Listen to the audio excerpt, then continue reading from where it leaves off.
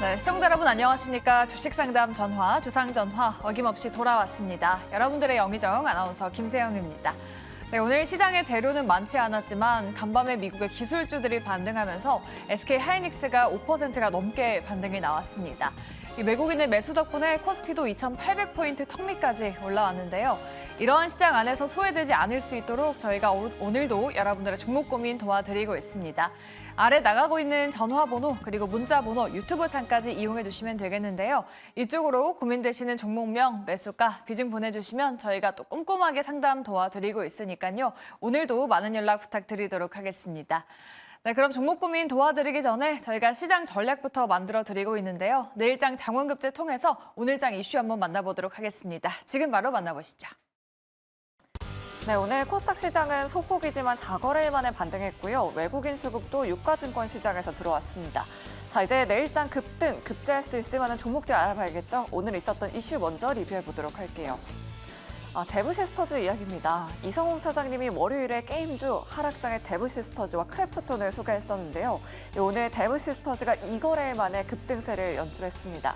이 신작 출시가 글로벌 호평을 받으면서 오늘 매수세가 몰렸고요. 뮤메이드도 오르면서 게임주 전반적으로 강세였습니다. 게임주, 특히 이 데브시스터즈에 대한 전략 자세하게 채워보도록 하겠습니다. 두 번째 이슈도 바로 열어보도록 할게요. 이 엔비디아가 간밤 6% 넘게 오르면서 우리 국내 증시 반도체도 훈풍 또 한 번 불어줬습니다. 이 외국인의 IT 업종 매수 오랜만에 또 대량으로 유입됐죠. 하지만 국내에서는 삼성전자 웨이퍼 결함에 대한 소문이 돌면서 투심이 얼어붙기도 했었는데요. 오늘 또 삼성전자 DS 부분 전략 회의가 있습니다. 앞으로 반도체주에 대한 전략 어떻게 세워봐야 할지도 이야기 나눠보도록 하겠습니다. 네, 마지막 이슈도 바로 열어보도록 하겠습니다. 바로 자율주행입니다. 오늘 오전장부터 리비안 관련주가 강했다면 오후 들어서 라이콤이 상승폭을 더욱더 키워내면서 자율주행 관련주 상승을 견인했습니다. 구글의 자회사인 자율주행 무인택시 웨이모가 무인택시 이용자 제한을 이제는 해제했다라는 소식이 전해진 건데요. 자율주행 택시 관련해서도 이야기 나눠보도록 하겠습니다. 자, 이렇게 오늘 있었던 이슈들 점검해봤고요. 내일장 급제, 급종 종목 찾으러 지금 바로 출발하겠습니다.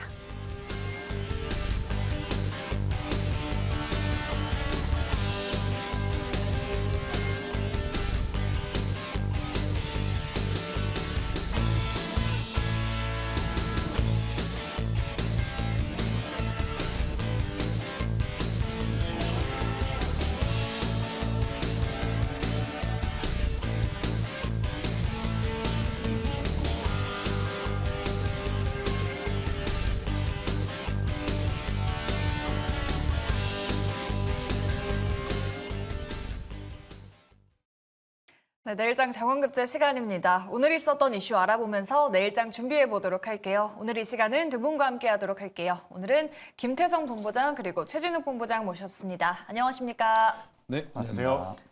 네, 오늘 그래도 코스피 시장에서 외국인 수급이 들어오면서 좀 나쁘지 않았던 시장이다라고 평가할 수 있을 것 같아요. 오늘 있었던 이슈 먼저 한눈에 알아보도록 하겠습니다. 자, 오늘 이 데브시스터즈의 상승 정말 무서웠죠. 게임주가 상승세 보여줬고요. 엔비디아 훈풍에 힘입어서 반도체 장비주도 강했습니다. 또 라이콤 같은 종목들 급등세 이어갔고요. 하이로닉 의료기기 섹터도 강했습니다. 전선주들도 다시 한번 상승 출발 준비하고 있는 모습입니다. 자, 그럼 두 분은 어떤 섹터를 꼽아주셨을지 두 분의 픽도 바로 만나보도록 할게요. 김태성 본부장님 반도체 장비 꼽아주셨고요. 최진욱 본부장님은 전선을 꼽아주셨네요. 네, 방금 상승세가 무서웠다고 말씀하신 그 데브시스터즈 저희가 첫 번째 종목으로 이야기 나눠볼게요. 이 게임인 쿠키런을 정식 출시했습니다. 바로 앱스토어 이제 게임 1위에 등극하면서 장중에 상한가 기록하기도 했는데요. 과연 시세 이어갈 수 있을까요? 두 분의 의견 열어볼게요. 두 분의 의견이 바로 나뉘어졌습니다. 일단 부정부터 한번 들어볼게요. 본부장님이 또 네. 부정을 주셨는데 뭔가 1위에 올랐으면 모멘텀이 좀 충분하지 않을까라고 생각을 했는데 좀 일일천하일까요? 추가적으로 더 올라갈 네. 수는 있겠죠. 네. 근데 이제 없으셨던 분들이 현재 위치에서 신규 매수하기에는 네네. 다소 좀 부담이 되는 부분이 있고 사실 이제 데브 시스터즈의 이 쿠키런 IP에 대한 기대감이 올해 이제 3월부터 계속 쭉 이어왔었어요. 하지만 이제 그동안에 계속 이제 게임주들에 대한 관심도가 네. 그렇게 높지 않았던 상황이었기 때문에 바로 이제 반응을 하지 못했다가 오늘 이제 반응을 한 상황인데 저는 보유하고 계신 분들은 당연히 추가적인 상승을 기대하고 있기 때문에 수익 극대화 전략이 맞다 생각이 들고 근데 이제 다만 이제 없으셨던 분들 기준으로 보면 현재 위치에서 사실은 데브 시스터즈는 조금은 과하게 오버슈팅이 좀 나온 상황이라서요.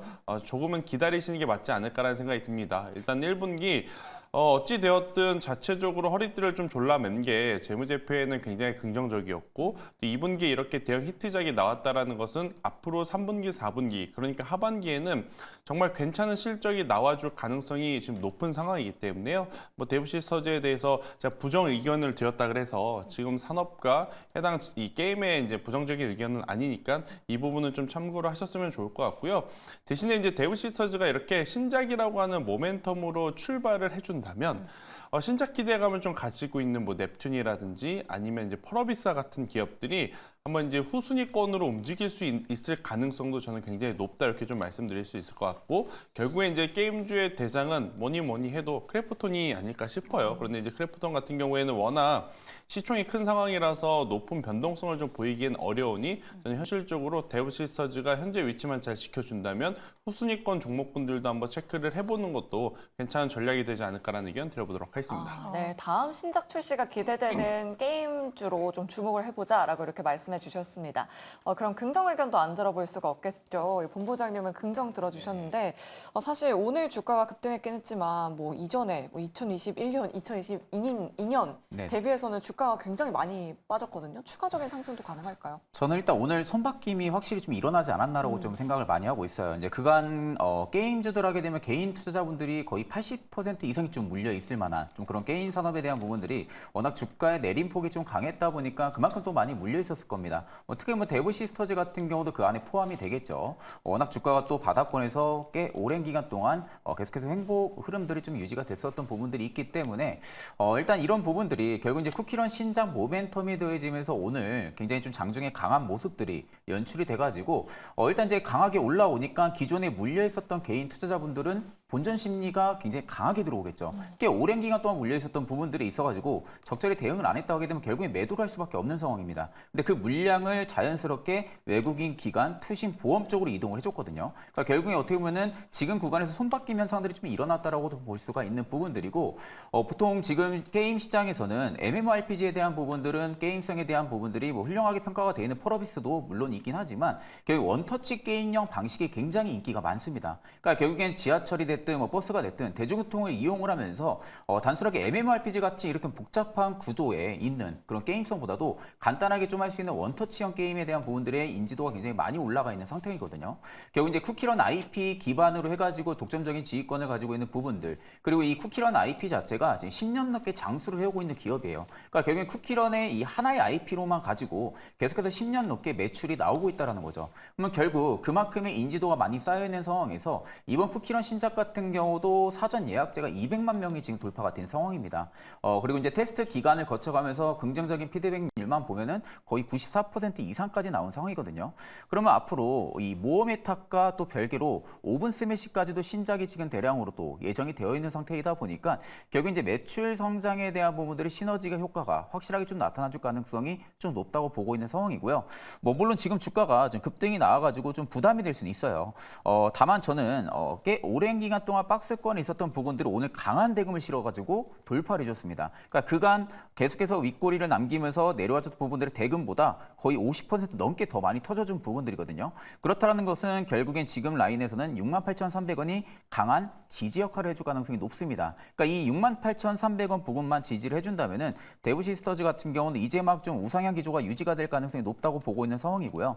또 8월에 독일에서 게임스컴에 대한 부분들의 모멘텀까지 일단 예정이 되어 있는 상황이죠. 물론 아직까지 뭐 참가하는 기업이 국내에서는 정해져 있는 상황은 아닙니다. 근데 다만 그 안에서도 펄어비스 같은 경우가 일단 참가를 결정을 한 상황이고 그렇다라는 것은 결국 이제 게임주들이 동반적으로 지금 수급이 조금씩 잡히기 시작을 한다라는 부분들이 있어서 물론 이제 신작 라인업에 대한 부분들이 기대감도 있긴 하겠지만 일단 게임스컴에 대한 모멘텀도 이어진다고 하게 되면은 경우에 게임주의 전반적인 섹터의 수급 흐름들이 좀 바뀔 가능성이 높다고 보고 있습니다. 그러면 결국 개인 투자자분들이 대부분 가지고 있는 게임주들 같은 경우가 올라오게 되면 매도를 하면서 물량을 털어낼 거고요. 그 반대로 이제 메이저들이 지금 바닥에서 게임주들을 좀 담을 가능성도 저는 좀 높다고 보고 있는 상황이고 특히 이제 뭐 데브시스터즈 같은 경우가 일봉상으로 그냥 짧게 보게 되면은 굉장히 주가가 좀 강하게 올랐다라고 볼 수가 있겠지만 주봉이나 월봉 보면은 저는 오히려 지금 시작 구간에 돌입을 했다라고 보고 있습니다. 그 시작 구간에 있어서 전제 조건이 거래대금들도 터져줘야 되는 부분들인데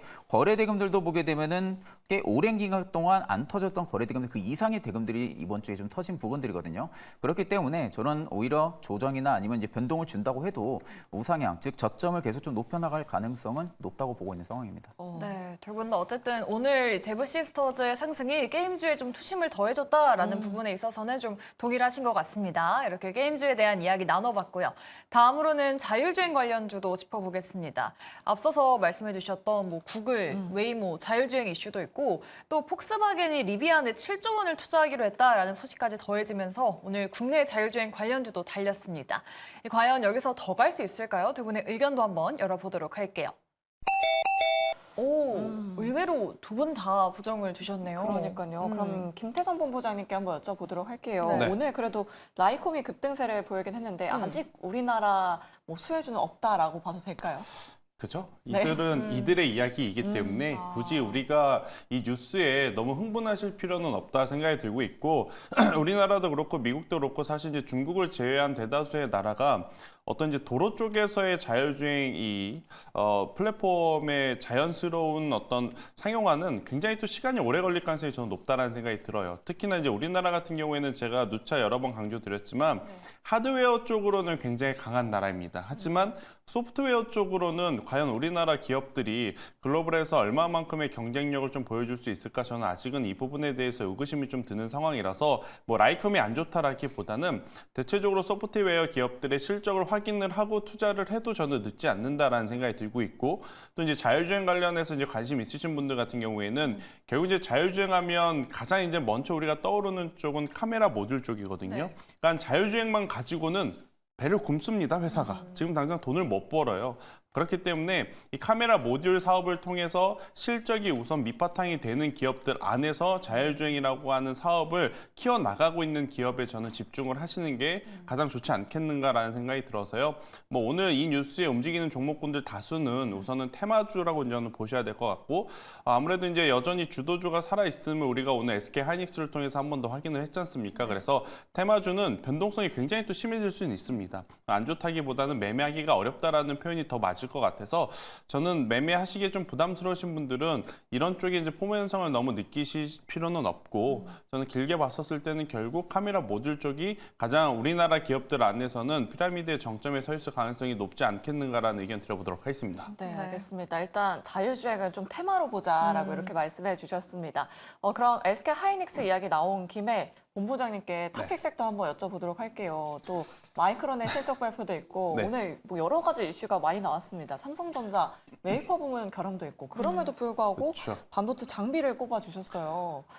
네. 여러 가지 기업을 좀 보고 있었는데 사실은 저희 원픽은 지금 가지고 온 기업은 코세스라고 하는 기업이에요. 네, 하지만 이제 오늘 점심 때만 하더라도 네.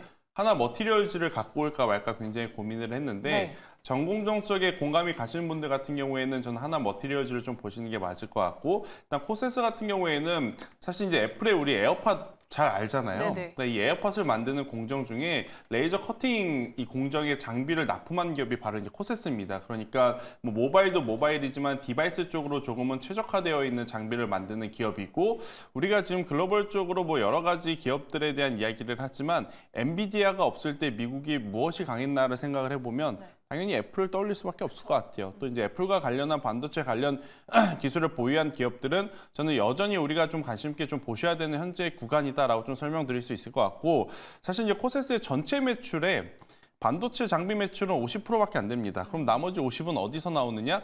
2차 전지에서 나와요. 근데 2차 전지가 없음에도 불구하고 지금 매출이 잘 성장을 하고 있거든요. 근데 여기에 만약 2차 전지 장비주들에 대한 수주 잔고가 정말로 계획대로 잘 풀린다면 이들이 예측하는 혹은 우리에게 가이던스를 제시한 실적보다 더 좋은 성과를 내 보일 수 있지 않겠는가라는 의견 한번 드려보면서 사실은 저도 이 스페타시스 더 사고 싶고 네. 한미반도체 사고 싶고 테크인 가져가고 싶은데 네.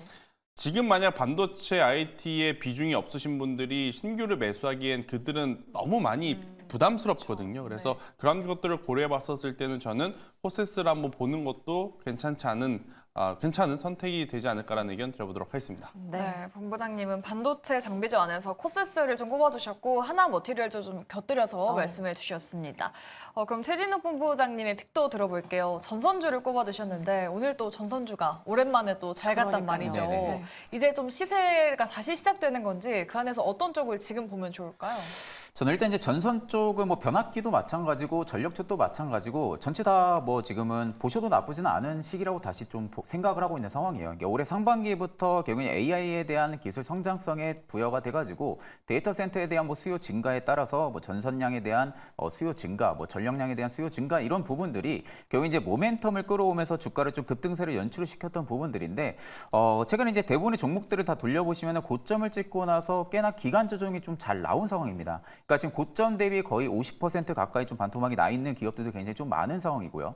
그렇다고 할 경우에는 이게 이제 기술적인 근거로만 놓고 봐도 기술적인 반등이 충분히 나와줄 수 있는 구간대까지도 일단은 위치를 해주고 있다는 관점이 일단 어느 정도 투심을 또 회복시킬 가능성도 높다고 보고 있는 상황이고 또 이렇게 다시 전선주가 좀 강세 흐름들이 유지가 됐을 때 기술적 반등 구간에 왔는데도 불구하고 섹터의 수익률 자체가 탑건에 지금 들어가 있는 상황이잖아요. 그만큼 이제 수급에 대한 부분들도 회복이 빠르게 나타나고 있다는 겁니다. 그러면 결국에 기간 조정이 좀 나온 상황에서 신규분들 같은 경우도 포트에 좀 편입을 할 수 있는 좀 부담 없는 자리까지 일단 왔다라는 관점으로 볼 때는 전선 쪽 같은 경우는 충분하게 매력적으로 바라보셔도 나쁘지 않을 거라고 보고 있고 그 안에서도 일단은 오늘 좀 강했던 대원전선 같은 경우는 저는 좀 눈여겨볼 필요도 있지 않을까라고 생각을 하고 있습니다. 일단 이제 대원전선 같은 경우가 지금 미국 쪽에서 수출을 하기 위해서 지금 전력청에 샘플 테스트를 지금 받고 있는 상황이죠.